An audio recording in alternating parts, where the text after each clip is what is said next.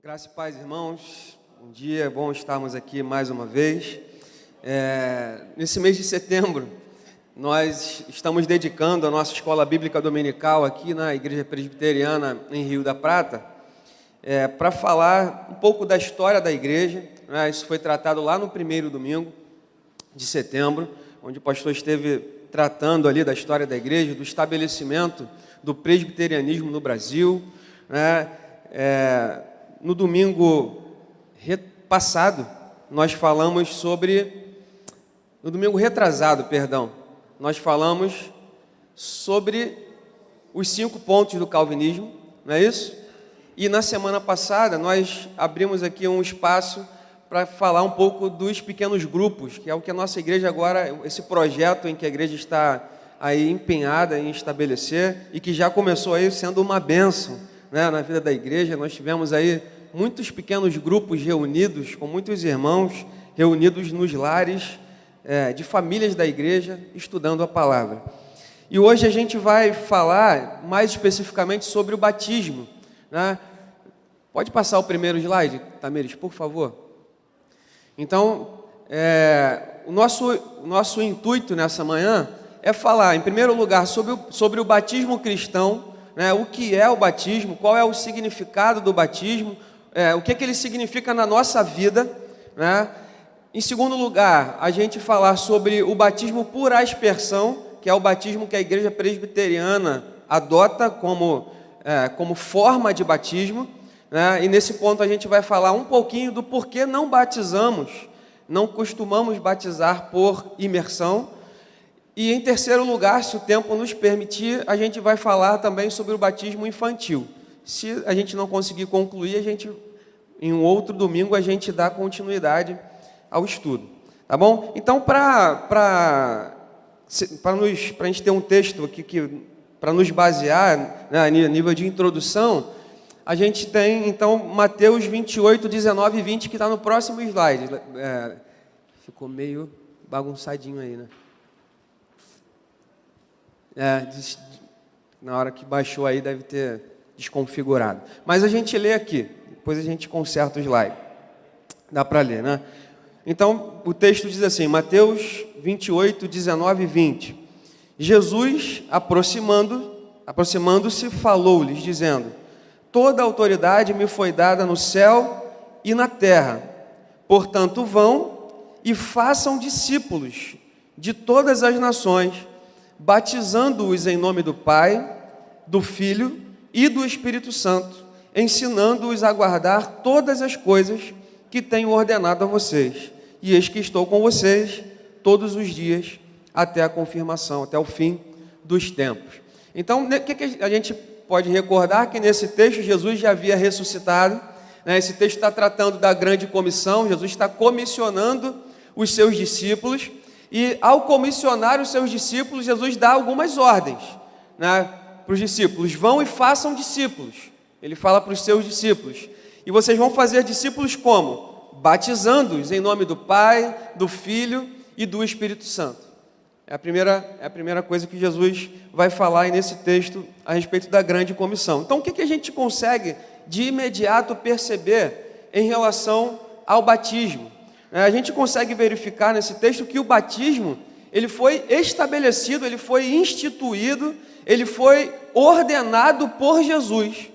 Então, o batismo, de início, a gente consegue verificar isso tranquilamente, que esse sacramento, né, ele foi estabelecido por Jesus, quando Jesus fala para os seus discípulos batizar aqueles que viriam a crer em nome do Pai, do Filho e do Espírito Santo. Não apenas isso, mas a gente também consegue verificar que cada pessoa que viesse a crer em Jesus deveria ser batizada, né? A gente pode também, para conseguir observar essa verdade, essa realidade na Bíblia, a gente pode observar em outros textos, né? Marcos capítulo 16, versículos 14 a 16. É também Marcos falando do comissionamento dos discípulos, né? Jesus diz assim: finalmente Jesus apareceu aos 11, quando estavam à mesa, e censurou-lhes a incredulidade e a dureza de coração, porque não deram crédito aos que o tinham visto já ressuscitado. As pessoas foram contar para os discípulos que Jesus havia sido ressuscitado, as testemunhas, e eles não creram. Então Jesus disse aos discípulos: vão por todo mundo e preguem o evangelho a toda criatura. Quem crê e for batizado será salvo. Quem, porém, não crê será condenado. Então, o batismo, ele, em primeiro lugar, ele é instituído por Jesus, ele é ordenado por Jesus, e ele também é uma realidade que deve ser vivida na vida de todo aquele que crê que Jesus Cristo é o Senhor. Quem crê é batizado, né? Seria muito estranho alguém falar assim: eu creio em Jesus.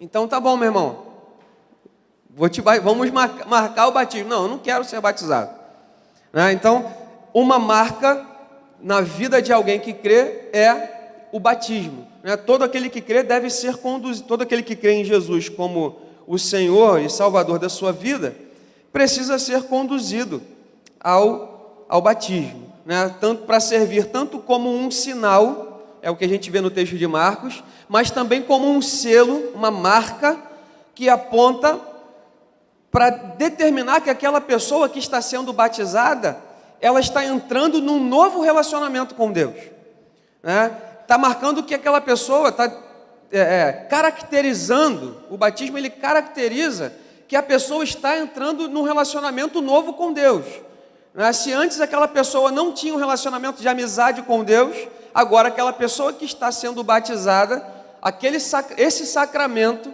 ele aponta para o fato de que aquela pessoa agora é filho de Deus, é amigo de Deus e tudo mais, né? Então o batismo tem essa realidade. Atos, capítulo 2, versículos 37 e 41 também nos mostra essa verdade, de que aqueles que creem são conduzidos ao batismo. Olha o que diz o texto.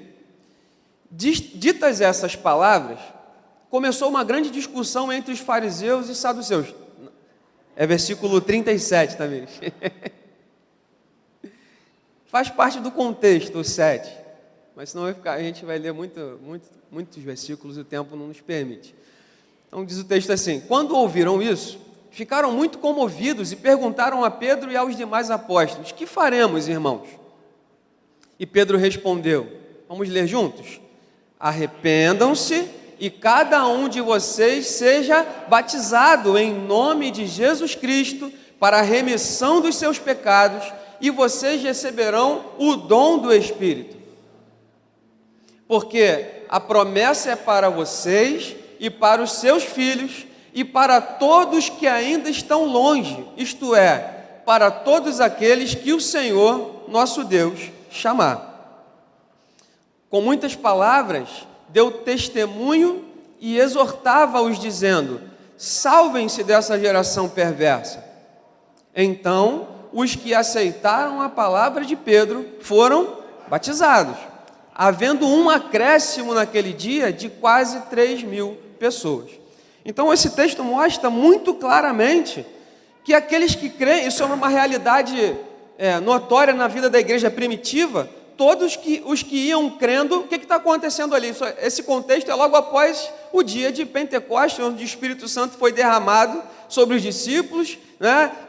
Os judeus que estavam ali reunidos, começaram a pensar que eles estavam embriagados, a gente conhece o texto, não é isso? E Pedro então começa a pregar e a demonstrar para eles que estavam ali, que eles não estavam embriagados, mas que aquilo que estava acontecendo era o cumprimento da promessa do profeta Joel, né? Que o Espírito Santo havia sido derramado, e ele começa então ali no poder do Espírito a anunciar o Evangelho, dizendo para eles assim, ó: aquele Jesus que vocês crucificaram, ele é o Cristo.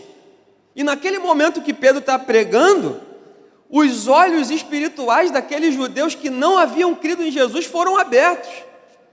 E eles perceberam que eles estavam vivendo em pecado e eles tinham cometido algo terrível, porque haviam provavelmente muitos daqueles ali participado do dia em que Jesus havia sido crucificado e provavelmente tinham dito: crucifica Jesus. E ali na pregação de Pedro, em que Pedro vai demonstrando em que Jesus era o Messias prometido, Os olhos deles são abertos e eles dizem para Pedro: eu entendi, Jesus é o Messias, e agora o que eu faço? Diante da realidade de que eu não havia crido que ele é o Messias, diante da realidade de que eu havia dito para que ele fosse crucificado no lugar de Barrabás, o que eu faço agora? E a resposta de Pedro é: arrependa-se, ou seja, muda agora. Em segundo lugar, sejam batizados, para que os seus pecados sejam perdoados e vocês recebam o dom do Espírito Santo. Então, isso de fato aconteceu. O texto de Atos nos mostra que de fato aqueles que creram foram batizados, né? Demonstrando então, ali o texto de Atos vai falar que naquele dia houve um acréscimo. Acréscimo aonde? Quem recebeu um acréscimo de quase 3.000 pessoas? Quem foi que recebeu um acréscimo, que o texto diz ali? Naquele dia houve um acréscimo de quase 3.000 pessoas. A igreja.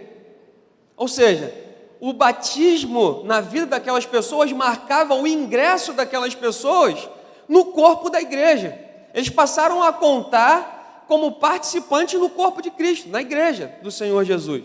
Então o batismo também tem ele marca, né, esse novo relacionamento com Deus, mas o batismo também marca o ingresso da pessoa na igreja de Cristo, né? E é isso que aconteceu ali em Atos.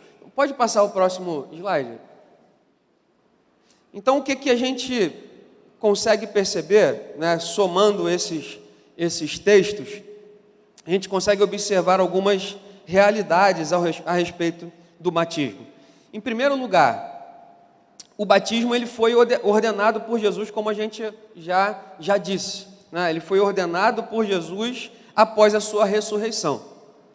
Em segundo lugar, o batismo serve para admitir a pessoa batizada na igreja de Cristo. Ele marca, né, como é que a pessoa ingressa na igreja, né? Como é que a pessoa passa a fazer parte da igreja? Através do batismo, né? E em terceiro lugar, o batismo serve para a pessoa que está sendo batizada como um sinal, mas também como um selo do pacto da graça, né? O que é esse pacto da graça? É onde há um compromisso da pessoa com Deus e um compromisso de Deus com a pessoa também, porque Deus também, Ele se compromete conosco. Então, no pacto da graça, o que Deus nos promete no pacto da graça? Salvação, pela graça, por meio de Jesus Cristo. É a primeira coisa e a mais importante de todas, meu irmão. Deus nos promete salvação por meio de Cristo Jesus, salvação eterna.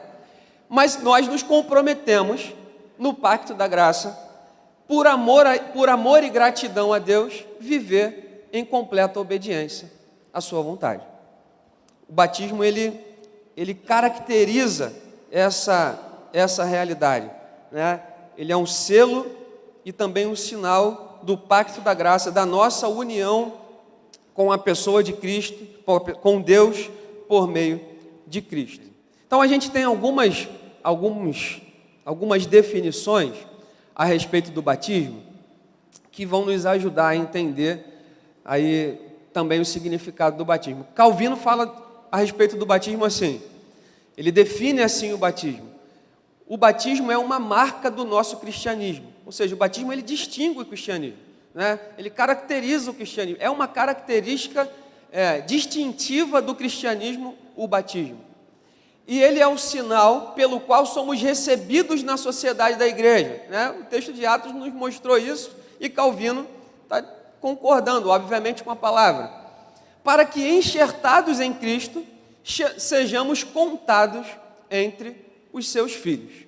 Então, para Calvino, o batismo é um sinal que fomos recebidos na sociedade da igreja, porque uma vez que sejamos enxertados em Cristo, né, nós estamos em Cristo, espiritualmente em Cristo, nós também sejamos contados entre os filhos de Deus. É assim que Calvino entende o batismo. Pode passar. Um outro teólogo, Charles Rhodes, viveu ali no século XVIII, ele diz assim: o batismo é um sacramento Irmãos, essa palavra a gente não encontra, a palavra sacramento, nós não encontramos na Bíblia, mas é uma palavra que define bem o batismo. O sacramento era quando um soldado se comprometia com o imperador, ele se comprometia até em última instância, a viver em prol da vontade do imperador. E o sacramento é isso na nossa vida. Ele diz, nós estamos dizendo no batismo que nós nos comprometemos até em última análise, as últimas circunstâncias, nós estamos comprometidos com o nosso Senhor, com o nosso Salvador. Charles Rhodes diz assim, então, que o batismo é um sacramento no qual o lavar com água, em nome do Pai, do Filho e do Espírito Santo, o texto que nós lemos lá de Mateus 28 fala a respeito disso, significa e sela a nossa união com Cristo, a participação das bênçãos do pacto da graça, que começa com a salvação, mas o nosso Deus não apenas nos salva, mas Ele vai nos abençoando, Ele vai nos sustentando, não é assim? Valéria foi dizendo aqui que nós não precisamos ter medo quando conhecemos o nosso Deus, Ele é aquele que nos sustenta, nos guarda, nos abençoa, enfim. Então, Ele marca que nós estamos participantes nas bênçãos do pacto da graça, e também o batismo, ele é um sinal da promessa de pertencermos ao Senhor.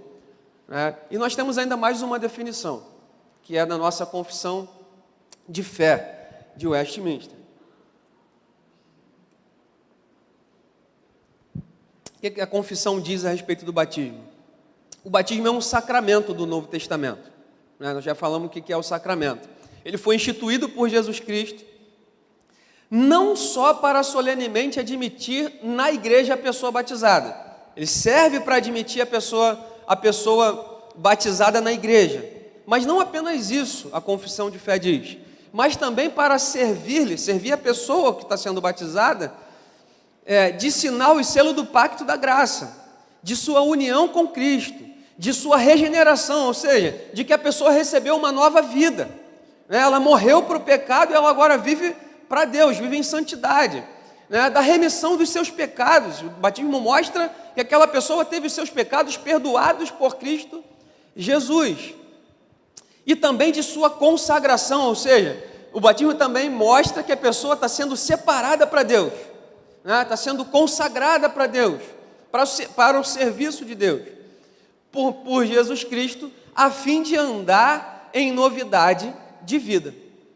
Esse sacramento, segundo a ordenação de Cristo, há de continuar em sua igreja até ao fim do mundo. Então a confissão de fé, ela define, ela consegue resumir, bem claramente tudo o que Calvino, tudo o que o Charles Rhodes e tudo o que eu já falei até aqui. A confissão de fé, ela consegue resumir bem, o que é o batismo, Admite a pessoa na igreja, a pessoa é participante no pacto da graça, foi perdoada, foi regenerada, foi redimida e se compromete a viver uma nova vida com Deus.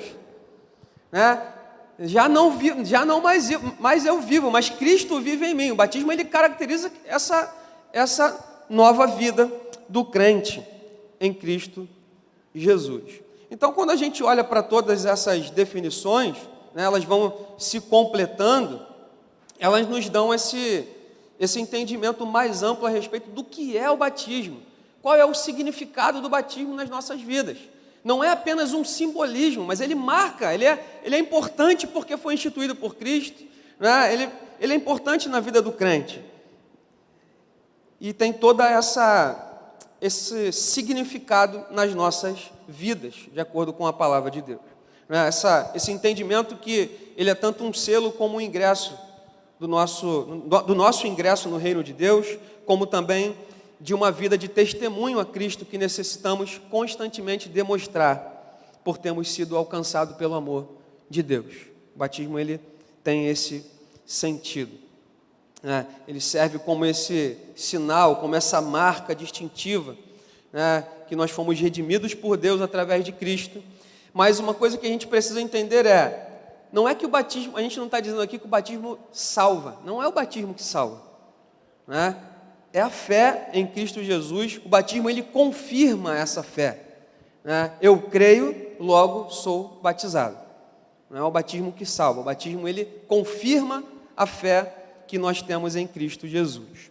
Então, tanto Paulo quanto Pedro, eles vão tratando a respeito do batismo, mas é interessante que em 1 Pedro 3, capítulo 3, versículo 21, Pedro diz assim: o batismo que corresponde a isso, agora também salva vocês, não sendo a remoção das impurezas do corpo, mas o apelo por uma boa consciência para com Deus, por meio da ressurreição de Cristo Jesus.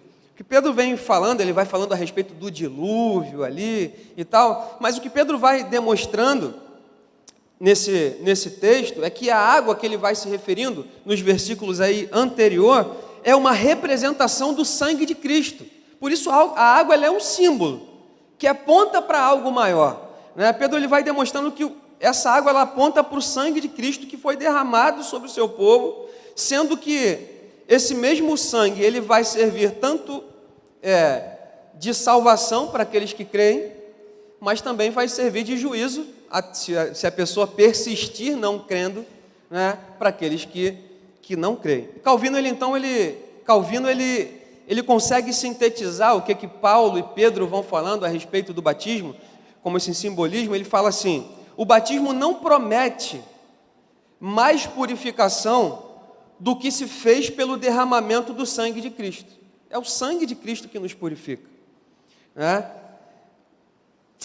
O sangue de Cristo está figurado na água, pela semelhança que ele tem, tanto como de limpar, como de lavar. Por que a gente usa a água como esse símbolo, né, no batismo? Porque a água na história da vida humana é a água que limpa, que lava, né, que purifica. Então o melhor elemento, talvez, que a gente pudesse, certamente, que nós poderíamos, que Deus escolheu perfeitamente para simbolizar esse lavar dos nossos pecados, esse purificar do sangue de Cristo Jesus. A água ela aponta para o sangue de Cristo. Então, quando a gente olha para esse sacramento, né, diante de tudo isso que a gente já falou até aqui, a gente consegue entender qual é o significado do batismo nas nossas vidas, né? Nós entendemos que o batismo corresponde à circuncisão praticada na antiga aliança, né? A circuncisão ela foi instituída como um sinal e selo do pacto estabelecido entre Deus e Abraão, né? Deus falou para Abraão: você vai circuncidar, né? Como uma marca de que vocês são do meu povo. A gente abrir lá em Gênesis, a gente vai ver isso. E o batismo é o sinal e o selo da nova aliança, estabelecida por Jesus Cristo, né? Mas como na nova aliança, o batismo, ele, por ser um sacramento da nova aliança, ele tem ainda um significado maior do que o da circuncisão. Ele substitui a circuncisão. Na antiga aliança, alguém, para pertencer ao povo de Deus, tinha que ser circuncidado. Tanto aquele que era nascido no meio dos judeus, tanto aquele que depois, quem era comprado para ser parte do povo do povo judeu, e também aqueles que criam, que eram convertidos ao judaísmo, tinha que ser circuncidado. E quando Deus fala para Abraão: circuncida, porque aquele que não for circuncidado vai ser cortado, eliminado do povo de Deus, né? O batismo é a marca na nova aliança da nossa participação do povo de Deus. Enquanto no Antigo Testamento o povo de Deus era Israel, né? Na nova aliança o povo de Deus é a igreja. Nós somos o Israel de Deus, né? Não mais por consanguinidade, mas porque somos descendentes de Abraão pela fé em Cristo Jesus. Amém? Então, a gente consegue entender essa realidade. Então, o batismo significa e sela a nossa união com Cristo. O batismo significa e sela a nossa participação nas bênçãos do pacto da graça. O batismo significa e sela a promessa de pertencermos ao Senhor. E o batismo também significa e sela, né? O batismo é um meio de graça de Deus nas nossas vidas. O batismo, ele... Só vou falar do último para a gente ir com o nosso tempo aqui. Já são 11 e pouca, né? 11h10 quase. O batismo é um meio em que Deus usa para nos transmitir bênçãos, né? A confissão de fé nos lembra que a eficácia do batismo não se limita ao momento em que é administrado. E no Catecismo Maior nos ensina que o dever necessário, mas muito negligenciado, de tirar proveito do nosso batismo, deve ser cumprido por nós durante a nossa vida, especialmente no tempo da tentação e quando assistimos à administração desse sacramento a outros. Quando alguém está sendo batizado, né, a gente precisa também nos recordar do nosso batismo. Um dia eu assumi um compromisso com Cristo, né? Um dia eu também fui alcançado por Deus e eu também fui batizado, eu também entrei nesse povo de Deus, eu também me tornei participante dessas bênçãos do Pacto da Graça, né? Eu também pertenço a Deus, assim como esse irmão que está sendo batizado. Não apenas isso, mas na ceia, quando participamos da ceia, todos os meses, nós estamos renovando a nossa aliança com Deus, de alguém que um dia foi batizado por Deus. E nós estamos renovando a aliança com Deus, dizendo: Senhor, eu pertenço a Ti, o Seu sangue me lavou, o Senhor morreu, o corpo de Cristo foi partido, foi por mim, e pelo Seu sacrifício é que eu estou aqui, é que eu fui resgatado. Então, todos os meses, né? E talvez Calvino queria que fossem todos os domingos, mas ele não conseguiu estabelecer, nem Calvino conseguiu estabelecer isso, meu irmão, lá no tempo dele, né? Para ele todo culto tinha que ter ceia.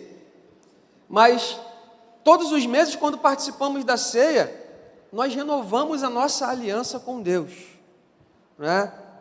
Na qual entramos através, foi marcada aí pelo batismo.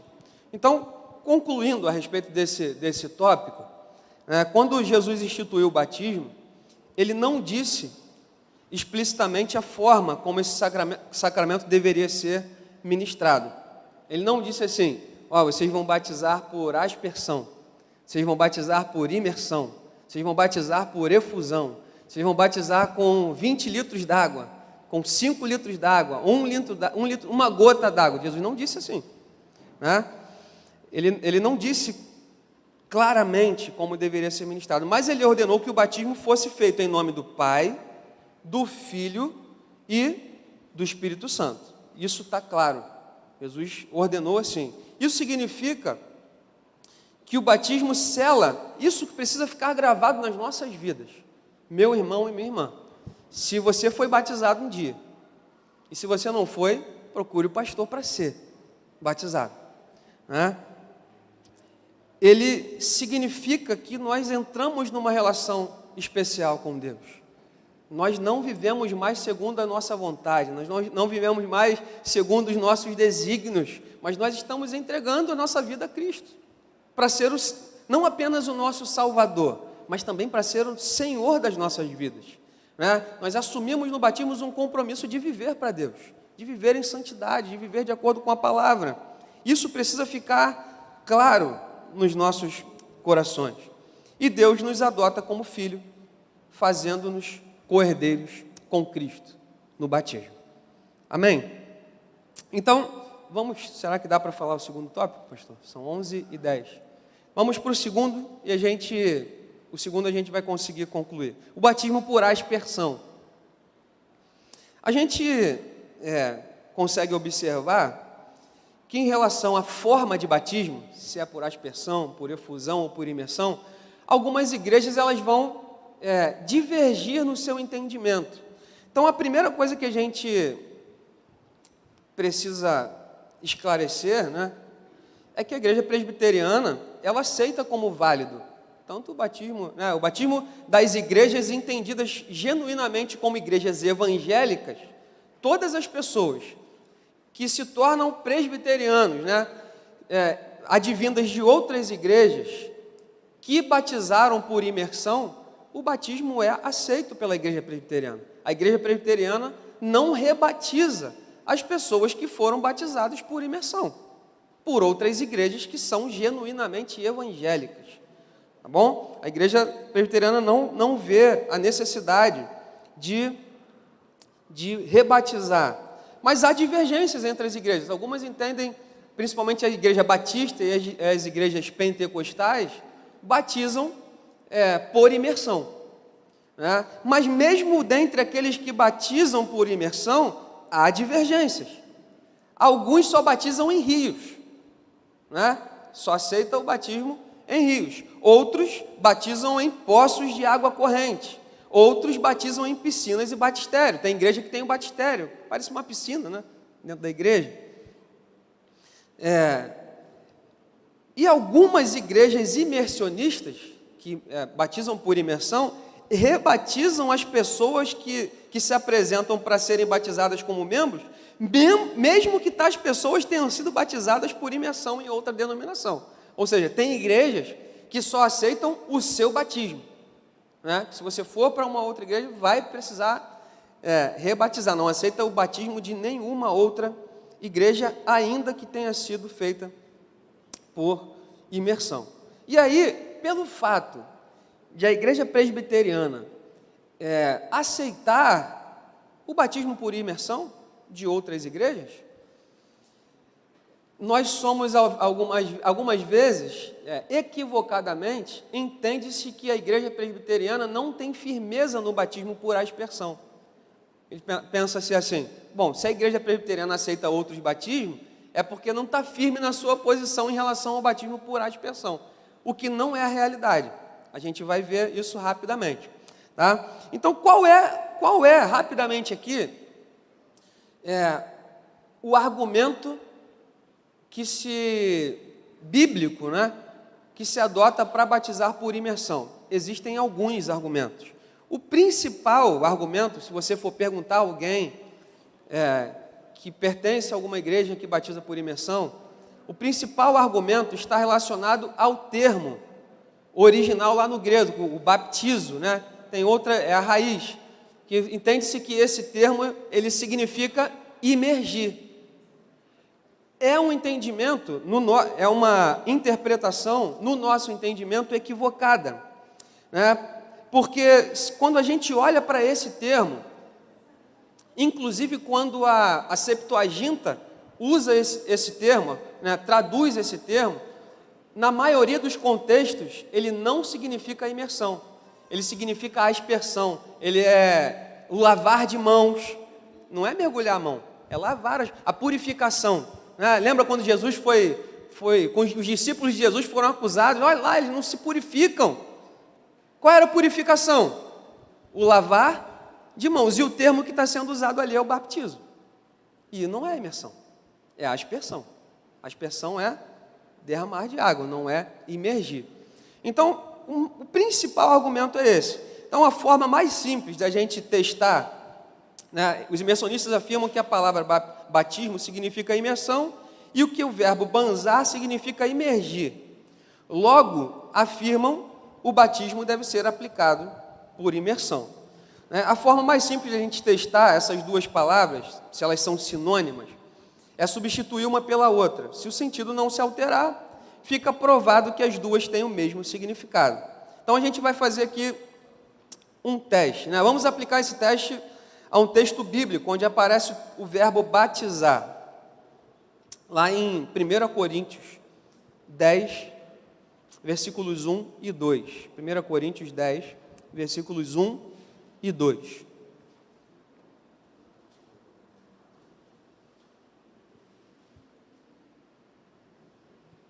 Desculpa, Tamiris, esse eu não tinha combinado com você.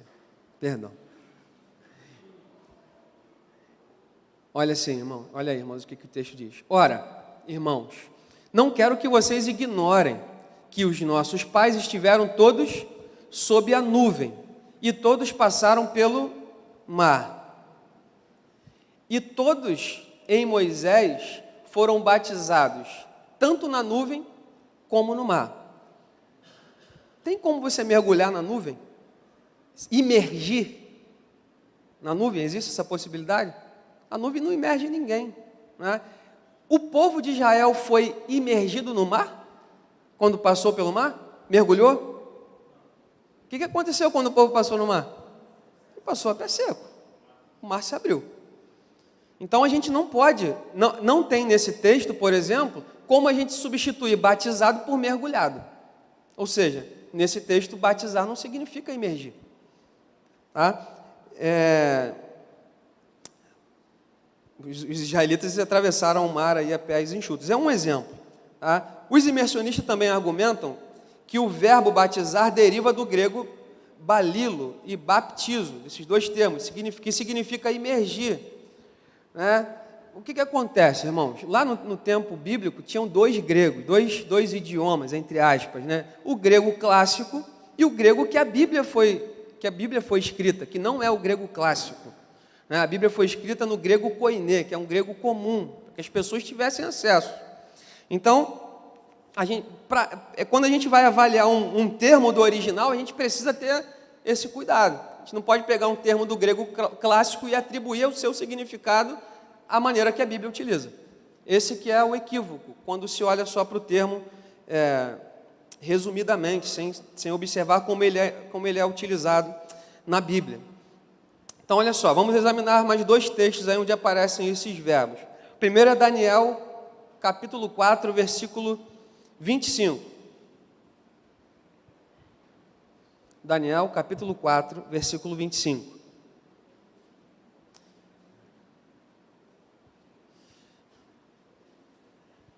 O Senhor será expulso do meio das pessoas e sua morada será com os animais selvagens. Será que eu anotei a passagem errada? Versículo errado? Deixa eu ver aqui. Não, é isso mesmo. Ali, ó, no meio do versículo. O Senhor comerá capim como bois e será molhado pelo orvalho do céu. O texto aí, ele nem... Esse molhado ali, na Septuaginta, que é a versão grega do Antigo Testamento, o termo grego ali é baptizo. Molhado no orvalho. Você consegue mergulhar alguém no orvalho? A gente não consegue substituir o termo baptizo ali por imergir, por mergulhar. Você vai ser mergulhado no orvalho, não tem como. Então, a gente poderia pegar aqui outros exemplos onde esse termo, que os imersionistas interpretam como imergir, a gente vai observar que em sua grande maioria, ele não pode ser substituído por imergir, mas por molhar, por aspergir, por derramar. Né? Então, esse é o principal, né? O principal argumento. Tem outros utilizados pelas igrejas imersionistas, e nós não vamos nos estender nisso, irmãos, porque a intenção não é combater o batismo por imersão, não é isso. Inclusive a igreja presbiteriana aceita o batismo por imersão. A nossa intenção aqui é entender por que nós batizamos por aspersão e não por imersão, e que nós batizamos por aspersão, apesar de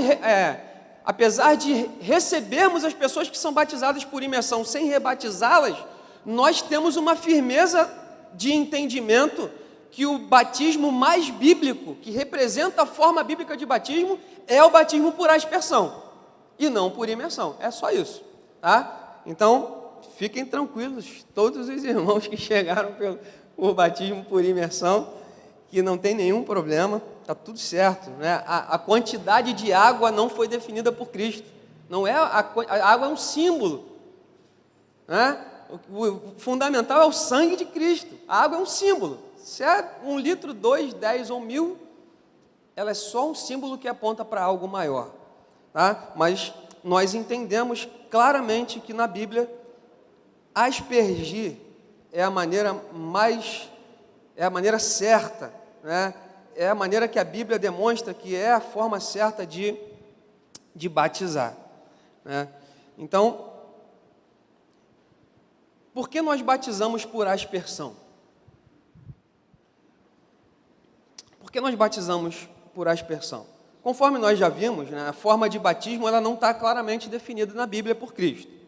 Se Jesus tivesse ordenado para batizar por imersão ou batizar por aspersão, discussão encerrada, meu.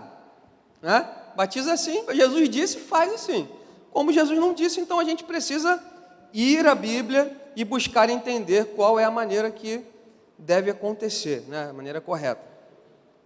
Então, quando Jesus instituiu, ele não definiu a quantidade de água, mas mencionou que deveria ser no nome do Pai, do Filho e do Espírito Santo. A gente precisa ir para a Bíblia, buscar as evidências de como o batismo deve ser praticado.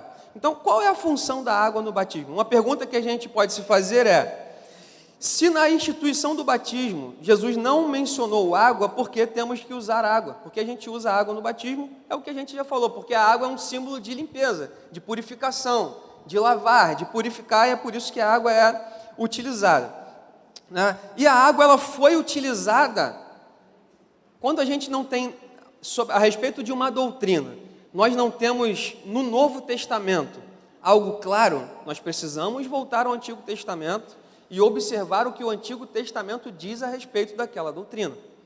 E aí nós vamos interpretar aquela doutrina à luz do Novo Testamento, tá? Então, quando a gente olha para o Antigo Testamento, por exemplo, em Êxodo, no Monte Sinai, né,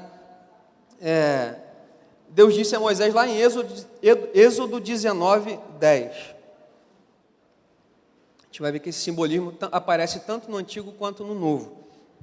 Êxodo 19, 10. Moisés, tendo descido do monte ao povo, consagrou o povo e lavaram as suas vestes. Ou seja, ele fez a purificação. E lavar como? Com água. Quando Deus deu instruções para a edificação do tabernáculo, também ordenou que fosse colocada uma bacia de bronze entre a tenda da congregação e o altar, para que nela os sacerdotes lavassem as suas mãos e os pés antes de chegarem ao altar para ministrar os sacrifícios. Em Números 8, 7, também nós vemos isso. Quando Deus ordenou a consagração dos levitas, Deus disse a Moisés, lá em Números 8, versículos 6 e 7, toma os levitas no meio dos filhos de Israel e purifica-os. Assim lhes farás para os purificar. Olha o que diz aí, não sei se na versão NA vai estar assim. Números 8, 6 e 7, versículo 7. Faça o seguinte para purificá-los. Você aspergirá. A gente vai ver daqui a pouco que o aspergir no Antigo Testamento era o que Deus utilizava como meio, né? Aspergirá sobre eles a água da expiação, né? Todas as cerimônias de purificação, se a gente olhar Levíticos 15, 17, do 15 ao 17, a gente não vai ler, todas as cerimônias de purificação registradas no livro de Levítico incluíam o uso de água também, sempre para purificar. Nas bodas em Caná da Galileia, onde Jesus fez o seu primeiro milagre, havia 6 talhas de pedra, as talhas de pedras em que os judeus usavam para as purificações. Tinha água. Então, é por isso que a gente usa água no batismo, tá? Porque no Antigo Testamento e no Novo, a gente vai ver que a água é usada para purificação. Então, onde a gente vê a aspersão? Primeiro, na retificação da aliança de Deus com Israel, lá em Êxodo 24, do 3 ao 8. Êxodo 24, do 3 ao 8. Quando Deus ratifica, né, ele renova, ele faz de novo a aliança ali com o povo, firma de novo a aliança com o povo de Israel, um dos momentos mais importantes da história do povo de Israel, lá no passado, do povo de Deus. Essa ratificação da aliança de Deus com o povo foi selada com aspersão. Olha o que diz o texto. Moisés foi e transmitiu ao povo todas as palavras do Senhor e todos os estatutos. Então o povo respondeu a uma voz e disse: tudo o que o Senhor falou, nós faremos. Moisés foi dando instruções e o povo falou assim: a gente aceita a aliança, o pacto. Moisés escreveu todas as palavras do Senhor e, tendo-se levantado de manhã cedo, edificou um altar ao pé do monte e ergueu 12 colunas, segundo as 12 tribos de Israel. E enviou alguns dos filhos de Israel, os quais ofereceram ao Senhor holocaustos e sacrifícios pacíficos. Moisés pegou a metade do sangue e o pôs em bacias, e a outra metade aspergiu sobre o altar. Depois pegou o livro da aliança e o leu para o povo. E eles disseram: tudo o que o Senhor falou a nós, faremos e obedeceremos. Então Moisés pegou aquele sangue e aspergiu sobre o povo e disse: eis aqui o sangue da aliança. Lembra de Jesus? Lembra da ceia? Esse é o sangue da nova aliança. Mas esse aqui é o sangue da aliança que o Senhor fez com vocês, de acordo com todas estas palavras. Então, exemplo de aspersão. Outro exemplo, eu vou pedir para a Ingrid, pode ler para mim esse versículo? Lê aqui, por favor. Senão só eu falo aqui. A celebração do dia da expiação, uma das mais importantes celebrações também do Antigo Testamento, foi selada com a aspersão. Levíticos 16, 14, 15 e 19. Aqui. Ajuda os irmãos. Pode ser aqui mesmo? Tomará do sangue do novilho e o com dedo o expingirá sobre a frente do propiciatório e diante do propiciatório aspergirá 7 vezes do sangue com o dedo. Depois imolará o bode da oferta pelo pecado, que será para o povo, e trará o seu sangue para dentro do véu, e fará com o seu sangue como fez o sangue do novilho. Aspergirá-lo-á no propiciatório e também diante dele. Do sangue aspergirá com o dedo 7 vezes sobre o altar e o purificará, e o santificará das impurezas dos filhos de Israel. Obrigado, Ingrid. O profeta Ezequiel 36, 25, profetizando sobre a restauração de Israel. Ezequiel 36, 25.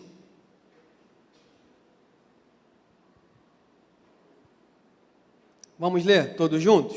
Então, aspergirei água pura sobre vocês, e vocês ficarão purificados.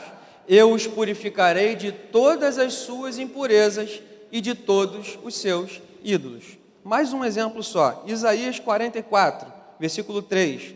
O profeta Isaías, quando profetizou que o Senhor derramaria do Espírito dele, né? Então, Isaías 44, 3. Porque derramarei água sobre o chão sedento e torrente sobre a terra seca. Derramarei o meu Espírito sobre a sua posteridade e a minha bênção sobre os seus descendentes. Derramar, né? A linguagem do profeta aqui é simbólica, mas a gente consegue entender que o derramar é aspergir. Então, a gente poderia pegar vários outros exemplos do Antigo Testamento, e o que a gente vai ver é que em todas as cerimônias, né, em todos os rituais ali, praticados pelos judeus na antiga aliança, né, de purificação, nas promessas ali, nas profecias, é a aspersão. Então, a gente consegue já caminhar para esse entendimento de que o batismo por aspersão, ele é o mais correto a ser aplicado, né?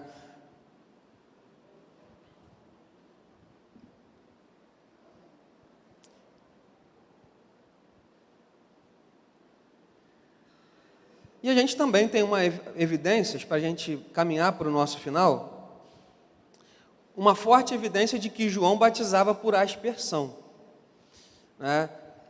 Está na forma como Jesus anunciou o batismo com o Espírito Santo. Lá em Atos, capítulo 1, versículo 5. Atos, capítulo 1, versículo 5.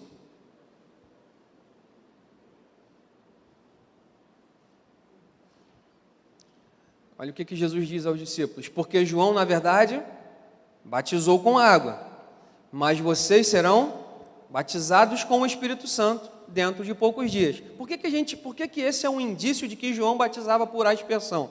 Jesus usou a mesma, ali o autor, né, de Atos, Lucas, o mesmo termo que usou para falar que João batizava, também deriva ali para o próximo termo em falando como seria o batismo com o Espírito Santo, né? Como é que é o batismo com o Espírito Santo? Nós mergulhamos. Qual é a promessa a respeito do batismo com o Espírito Santo?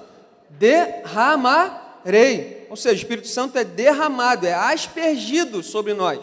Então, no mesmo versículo, o termo está sendo usado a respeito do Espírito Santo para ser derramado, nós também podemos entender tranquilamente que quando João batizava, ele batizava por aspersão, tá? Derramamento de água. Quer falar, pastor?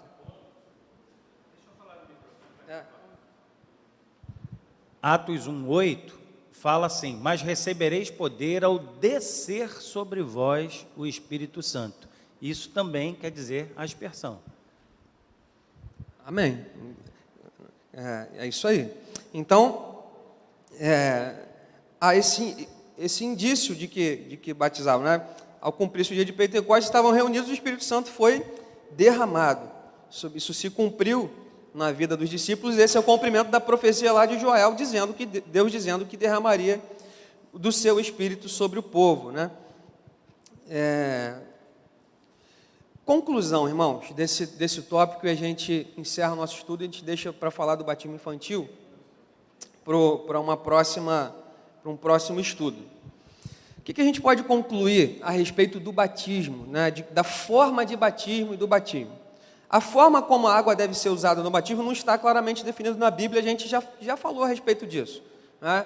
Jesus não definiu como a água deveria ser usada, a quantidade de água, mas existem evidências de que a imersão não era praticada pelos apóstolos, né? A mais forte dessas evidências, tem coisas que a gente precisa inferir do contexto em que as coisas estavam acontecendo. A mais forte evidência de que os apóstolos não batizavam por imersão é ali em Atos, quando 3.000 são convertidos, e são não apenas convertidos, mas são batizados, né? Não havia em Jerusalém nenhum rio, não tinha rio em Jerusalém. Em Jerusalém tinham reservatórios de água, que eram usados para uso das pessoas, para fazer comida, para fazer outras coisas, né? Para outras utilidades, usada pela população para beber, para preparar os alimentos. Irmãos, certamente as autoridades romanas não permitiriam que os apóstolos pegassem 3.000 pessoas e mergulhassem nos reservatórios de água da população. Impossível, né? Não seria, certamente, assim, com uma probabilidade muito grande de que ali os soldados, né, os responsáveis ali, representantes do Império Romano ali, permitiriam que isso acontecesse. Então, muito provavelmente, fora que, imagine os apóstolos,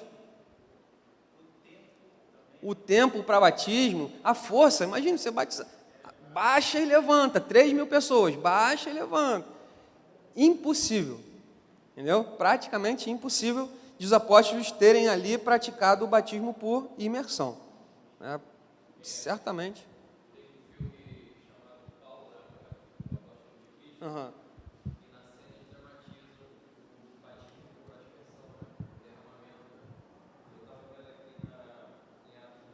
Fala aqui, por favor. Eu observando aqui Atos 9, com o batismo de Paulo, né, por Ananias, fala que é uma evidência, né? Aqui fala que... Cadê? Estava aqui. A seguir, imediatamente caíram dos olhos de Saulo umas coisas parecidas com escamas, e ele voltou a ver. Isso logo depois da imposição de mãos de Ananias, né? A seguir levantou-se e foi batizado. E depois de comer, sentiu-se fortalecido. Então ali eles estavam numa casa, né, num local, não se dá evidência de piscina, né? Enfim, de um tanque. Exatamente. Batismo de Paulo, batismo do eunuco, que estava no caminho, né, e o caminho era acima do nível das águas do mar ali e tal. Então a gente poderia aqui se apropriar, utilizar vários outros exemplos para demonstrar essa verdade, né? Que o batismo ele é o batismo correto, que nós entendemos, mais correto, assim, a melhor forma de praticar o batismo é o batismo por aspersão. Nós não vemos no Antigo Testamento Deus falando que Deus mandando mergulhar ninguém no sangue, né? Era aspergir sangue. A gente não vê no Antigo Testamento ninguém mergulhando em água, purificação era lavagem. E no Novo Testamento nós entendemos que essa realidade continuou a gente consegue observar através desses exemplos, especialmente quando Jesus fala sobre esse derramamento do Espírito, usando a palavra batismo, né? Ele usa a mesma palavra para falar do batismo com o Espírito, assim como um batismo com água, tendo em vista que o batismo com o Espírito é derramamento. Se Jesus usou na mesma construção gramatical, a gente também entende que o batismo com água é derramamento. Amém? Então, tudo isso aponta para a aspersão de água como a forma correta, mais correta, para administrar o batismo, além de trazer menos dificuldades, né? Você tem alguém que tem alguma deficiência física, alguma dificuldade para sair, para ser imergido, o batismo por aspersão não tem nenhum problema. Enfermo em casa, não pode sair, você não precisa tirar alguém enfermo em casa para levar para imergir. Você vai lá e asperge a água e está tudo certo. É uma bênção o batismo por aspersão. Amém? Vamos abrir aqui rapidamente, se alguém tiver alguma colocação para fazer, ou alguma pergunta, a gente pode abrir essa oportunidade. Tem algum microfone ligado aqui, Douglas?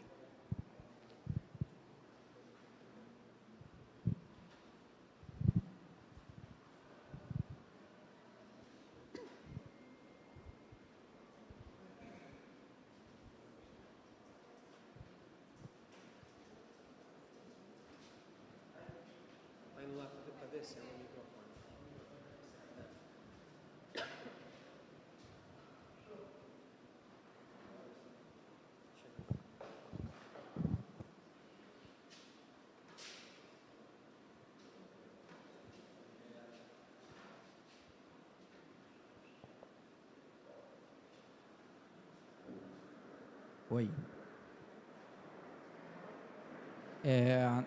Nós temos 2 sacramentos, né? Batismo e ceia. Os católicos, por exemplo, consideram 7. O batismo, ele tem o adulto, ele faz ao mesmo tempo. Ele é batizado e professa a fé. Já quando criança, ele faz a profissão de fé muito tempo depois, né? Não seria mais correto falar em 3 sacramentos em vez de 2? E uma outra questão também aí só uma observação, né? Isso aí seria só uma dúvida minha, né? Nós aceitamos o batismo de outras denominações, mas os pastores presbiterianos não podem fazer nenhum outro método de batismo senão por aspersão, né?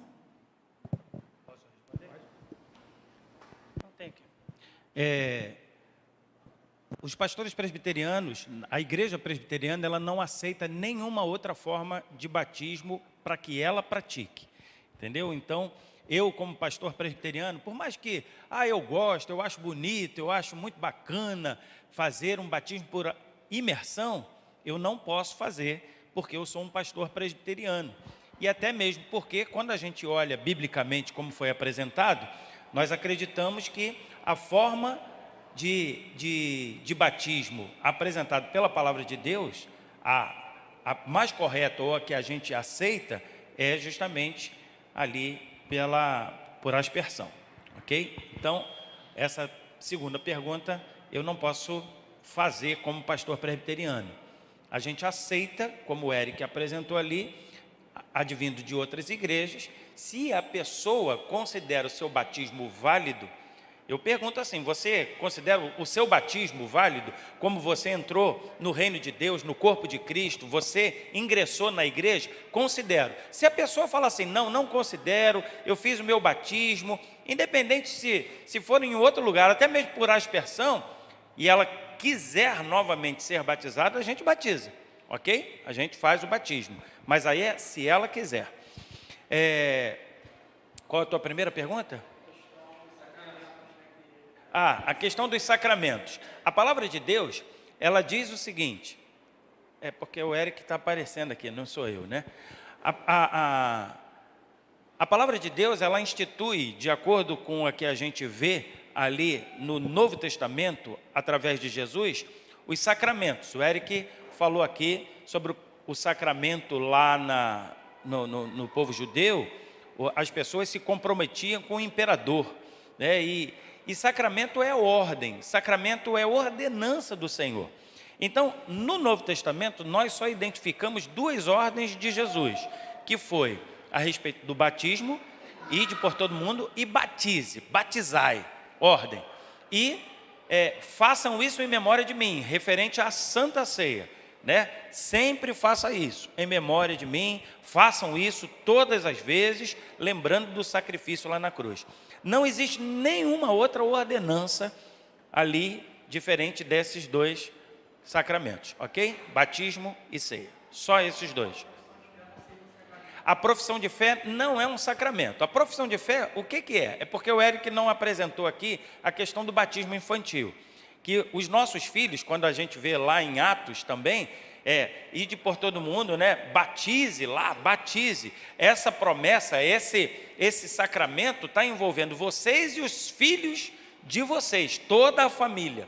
Então a gente batiza as nossas crianças, até em cumprimento também da ordenança do Antigo Testamento da circuncisão. Ao 8º dia, os meninos eram circuncidados, criança, porque faziam parte do pacto, faziam parte das promessas de Deus e eram o ingresso ali, fazendo aquele compromisso, ok? Da circuncisão. Então, nós batizamos também as nossas crianças.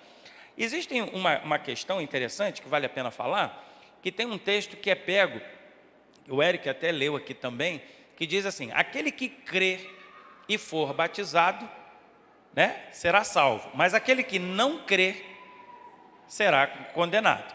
As pessoas muitas vezes falam assim, as crianças não creem, né? Um dos argumentos é, como que a criança crê? Não, realmente, a criança não crê, a criança não tem entendimento, é o pai que se responsabiliza por ela para trazê-los e ensinar o caminho que deve andar. Aí, quando eles forem maduros, tiverem entendimento, automaticamente eles vão fazer a sua pública profissão de fé, confirmando o batismo que já foi realizado na vida dele, quando criança, lá, né, na idade infantil. Mas ele vai estar confirmando agora, professando com a sua própria boca aquilo que ele crê no seu coração. Então, é apenas uma confirmação. E pegando o texto que eu falei, fala assim, mas a criança não crê. Mas é muito complicado você pegar esse versículo e você falar que assim, aquele que crer e for batizado será salvo. A criança não crê. Mas o restante do versículo diz, aquele que não crê será condenado. Então, se a gente pegar esse versículo para falar contra o batismo infantil, se uma criança morre, imagina um bebê morrendo, então eu vou dizer, ela foi para o inferno, porque ela não crê, aquele que não crê será condenado. Então, esse versículo, ele não serve de base para eu falar contra o batismo infantil, ok? Esse versículo, ele é aplicado a adultos. Aquele que crê e for batizado será salvo. O adulto que tem entendimento e não crê e negar a Jesus, não o reconhecer como Senhor e Salvador, já está condenado, né? Tem um texto em Paulo, em Romanos, que ele vai falar, aquele que não crê já está condenado, ou permanece condenado, ok? Então, eu não posso utilizar esse versículo para falar contra o batismo infantil, porque senão uma criança que morre, ela vai para o inferno, ok? A minha pergunta é um complemento até do irmão Adriano, que também é uma curiosidade. A igreja presbiteriana, ela não se opõe com relação ao batismo, né, desde que represente evangélico, exato. Desde que represente, né, tenha o símbolo que represente a água, né, e exatamente a profissão de fé. Agora, se não há uma unanimidade, vamos colocar assim, A gente vê as evidências de aspersão, né? As possibilidades, não tem uma forma, uma ordenança de Jesus falando uma forma de batizado, né? Tanto pode ser por aspersão ou por imersão. Se um membro desejar, né, ser batizado por imersão, o próprio pastor já se posicionou que a presbiteriana ela não tem essa visão, não faz. Agora, o batizado, ele só pode ser feito pelo pastor se eu estiver em uma situação como o Felipe, né? Enfim, você está numa situação de uma visita de hospital, né? Um trabalho, esqueci o nome que fala. Capelania, né? E você como ministro do Senhor, isso caberia a quem? A gente teria esse limite, né? De não batizar, não poder batizar, como seria? Então, a gente estava conversando outro dia a respeito de situações parecidas aqui outro dia, após a EBD. Essa é uma situação extraordinária. Mas, obviamente, você está ali, alguém quer ser batizado, certamente vai dar tempo você chamar o seu pastor. Pastor, tem um irmão aqui que deseja ser batizado. Você pode vir aqui? Seu pastor, tendo tempo, ele vai lá e vai batizar. Essa é uma situação extraordinária. Agora, eu imagino que se você está numa situação impossível, a pessoa está numa última, né, sei lá, perto de um último suspiro, não sei. É complicado, a gente não pode caracterizar uma situação extraordinária e tornar isso ordinário, e falar assim, ó, todo mundo onde vai batizando por aí, a gente não pode fazer isso. Por que eu estou perguntando, fazendo essa pergunta, tá? Até para organizar o meu pensamento aqui. Quando a gente fala da grande comissão, Jesus está comissionando a todos os discípulos. Eu entendi ele não deixa claro que somente pastores, né, presbíteros façam isso, entendeu? Todos os discípulos. Deixa eu responder. De pregar. Eu tinha uma vontade de batizar o meu filho, né? E aí eu fiquei pensando nisso, né? Eu falei, poxa, meus filhos, né, na verdade. Deixa eu responder, então, de acordo com a doutrina da Igreja Presbiteriana. Não é possível as pessoas batizarem. Essa é uma função privativa de um pastor ordenado, ok? Ministração da ceia, batismo, bênção apostólica, todas essas questões são privativas de um pastor ordenado. Um membro da igreja comum não pode fazer. Tem que ser feito aqui. Se quiser fazer, a pessoa está no leito de morte, está nas suas últimas, nos seus últimos momentos, você identificou isso. Essa pessoa ela vai morrer sem ser batizada. Ok? Por que a gente fala isso? Batismo não salva ninguém. A pessoa ela é batizada porque ela já é salva. O batismo, ele é apenas um selo, é apenas um sinal daquelas pessoas que já entregaram o seu coração a Cristo. Não tira as crianças daí para não ter problema. Ela vai fazer isso posteriormente, ok? Na sua pública profissão de fé. Então, essa é uma função privativa do pastor, ok? De um pastor ordenado. Por que isso? É porque o pastor então é mais importante, eu como membro? Não, é porque senão, sabe o que vai acontecer? Uma série de situações aí, todo mundo vai ser batizado. E se o batismo, ele é um sinal, e tem o selo também, mas é um sinal do ingresso na igreja, ele precisa ser feito na igreja. Ok? Ele pode ser feito em casa? Pode ser feito em casa. Mas o pastor, ele leva a igreja lá. Nem que sejam 2 ou 3, como igreja, representando ali, e depois a gente dá o testemunho na igreja de que aquela pessoa foi batizada. Tá bom? Então, não pode fazer. Cadê o... Fernando? Curiosidade, nós tínhamos um trabalho na colônia Corupaiti, negócio de leprosos, e tinha uma denominação que era por imersão. e a gente tinha um trabalho lá por aspersão. O pastor Noé estava nessa ocasião. Os que estavam na hora do batismo, a pessoa leprosa, não poderia ter tanque ali no colônia compartilhada para batizar. E o batista não batizava porque tem que ser no tanque. Aí as pessoas iam lá para o pastor Noé para batizar por aspersão. Nós tivemos uma irmã Mirandolina, que morava aqui, ela era batista. Aí ela queria batizar, mas era ceguinha, não tinha como lá. Nós tivemos que batizar ali, porque antes da sua partida. Tinha uma outra irmã também que morava ali na rua da Aeronáutica, ela tinha problema nos ossos. Aí teve o gerro dela para frequentar aqui. A gente teve que batizar ela porque ela não tinha condição de nenhuma, com aquela doença que ela está, de, sei lá, Dona Helena também, ó, que estava com osteoporose, não podia encostar nem o dedo nela, que ela gritava, de eu batizar. Então, são essas consequências assim. O camarada de um determinado local, ele falou assim, que a pessoa que vive lá na Sibéria, por exemplo, não tem como, ele pega uma pedra, bota para fazer o cafezinho dele, e aí? Então, como o pastor falou, o moribundo, a pessoa aceitou, o que fala? Aceitou a Cristo, batismo. O batismo, mas esse tipo de batismo por imersão, a gente respeita, mas é muito mais difícil, igual ele falou ali, é muito mais difícil, entendeu? Só isso aí. Amém. O batismo, ele é um símbolo visível, simboliza, visível, de uma graça invisível. É o que o pastor falou aqui. O batismo simboliza que alguém foi alcançado por Deus, o Espírito Santo já faz morada naquela pessoa e por isso ela está sendo batizada. Então, deixa só a Márcia falar, Marcelo, eu já passo para você.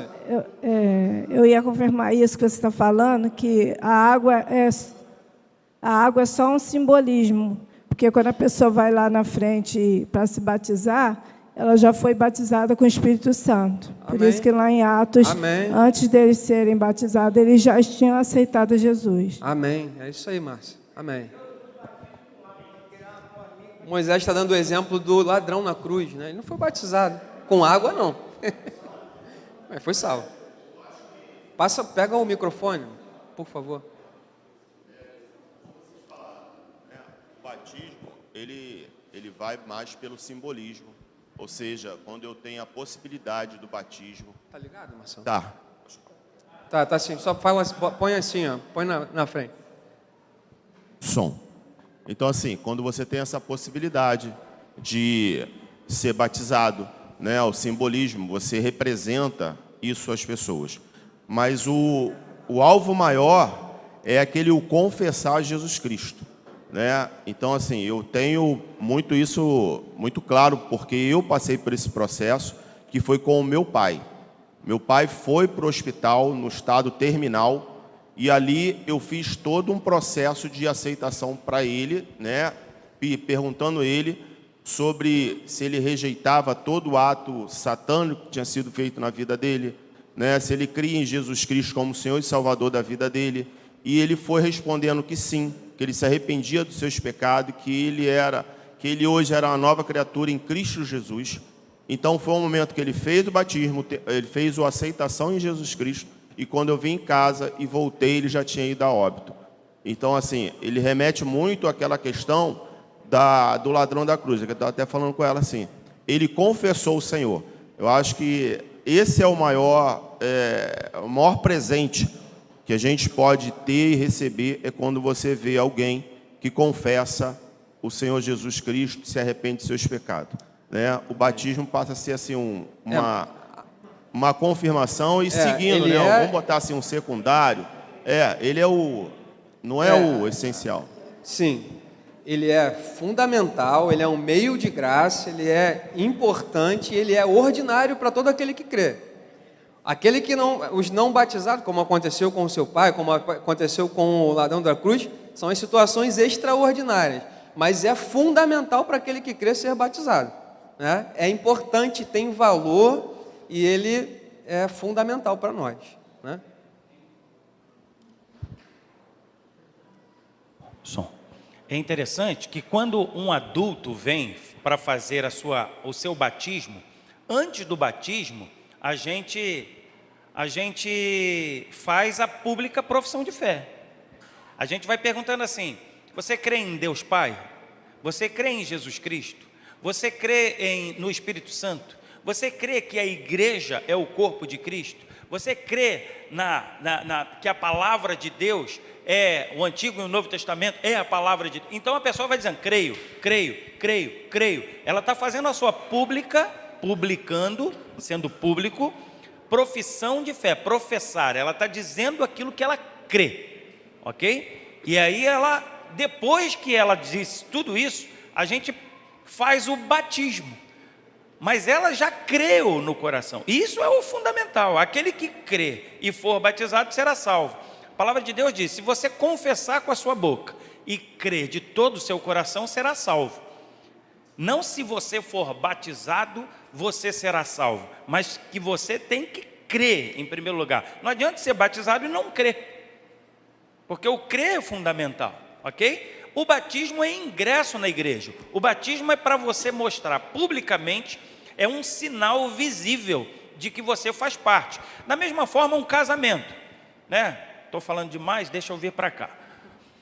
Da mesma forma que um casamento acontece, se você pergunta para um casal que está morando junto, sem ter passado por uma cerimônia religiosa de casamento, você pergunta lá no gabinete: e aí, vocês são casados há quanto tempo? Pastor, mais ou menos, meu namorado fala que é assim, né? Fala, ó, não, a gente está junto. Agora, passa por uma cerimônia de casamento, para que você pergunte assim: há quanto tempo você é casado? Pergunta o Saulo e a Vitória. Eles vão falar que assim: há um dia. Você tem certeza disso? Absoluta. Eu assinei os documentos, eu tive bênção, eu tive tudo.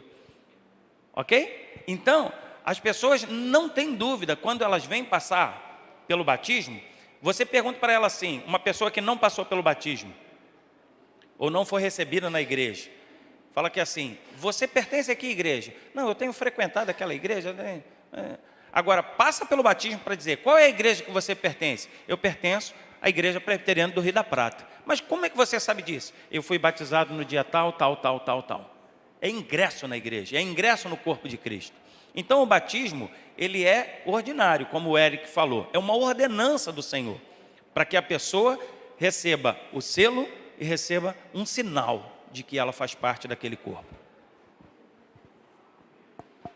Amém, irmãos? Mais alguém quer fazer alguma colocação? Amém? Vamos orar então para a gente encerrar? Feche seus olhos. Pai, nós te agradecemos pela tua palavra, te agradecemos pelo teu agir sobre as nossas vidas, e nós te louvamos porque um dia fomos alcançados pelo Senhor, fomos batizados com o seu Santo Espírito. A tua promessa se cumpriu nas nossas vidas.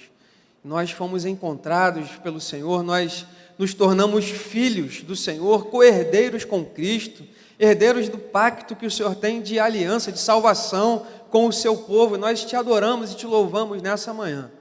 Dá no Senhor entendimento da tua palavra. Ó Deus, coloque em nossos corações, diante dessa realidade que nos alcançou e que será uma realidade até que o Senhor nos chame, uma realidade eterna.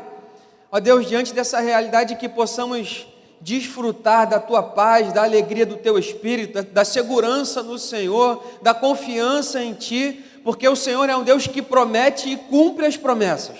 Tu és um Deus fiel, um Deus de amor, um Deus de graça, um Deus de misericórdia. Por isso nós te bendizemos nessa manhã e nós te louvamos no nome de Jesus. Amém e amém.